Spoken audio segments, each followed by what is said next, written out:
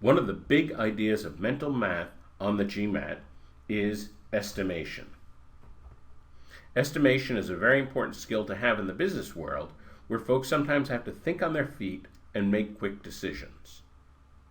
Here's a practice question. Pause the video and then we'll talk about this.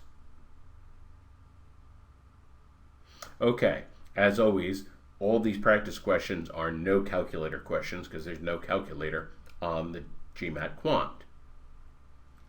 It would be a mistake to try and do an exact calculation with pencil and paper without a calculator. The exact calculation is a huge mistake in this problem. Instead, we're going to estimate. Let's think about this. That dollar amount, $79.35, that's awfully close to $8,000. And 26.3, that's reasonably close to 25%. So 25% of 8,000, well, 25% is a quarter. A quarter of 8,000 is 2,000. The answer will have to be something very close to 2,000. We look at the answers again. Only one of the answers is very close to 2,000. That's the answer.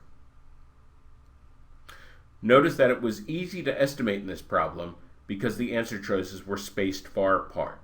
Whenever you notice that about the answer choices, that they're very far apart, that is one of the tips that estimation might be a very useful tool in the problem. If a GMAT problem seems to call for a lengthy and complicated calculation, think again. The GMAT never requires long calculations and certainly doesn't require anything that most people would need a calculator to do. So if a problem appears to demand a long calculation, there must be another, shorter way to solve. Estimation is often one way to solve, especially if the answers are spaced far apart. Here's another practice problem. Pause the video and then we'll talk about this. Okay, so we have a little bit about percents here, and I realize if you're not familiar with percents, that might be a little bit tricky. We'll have a whole module on percents coming up not too long from now. But let's talk about this problem. Again, we're going to estimate. Let's see. That 10 p.m. amount, I'm going to estimate that as just 200,000 gallons. Nice round number. That increased by 30%. Well, 10% of that would be 20,000. 30% would be 60,000. So the 5 a.m. amount should be 260,000 gallons approximately.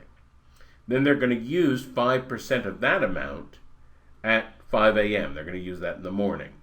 Well, 10% of that would be 26,000, and then half of 10% would be 5%. So half of 26,000 would be 13,000. So 13,000 gallons, that's about what it is. And notice that we rounded down at the beginning, so probably the amount is going to be a little more than 13,000. Well, then that leads us directly to answer choice D. And that is the answer.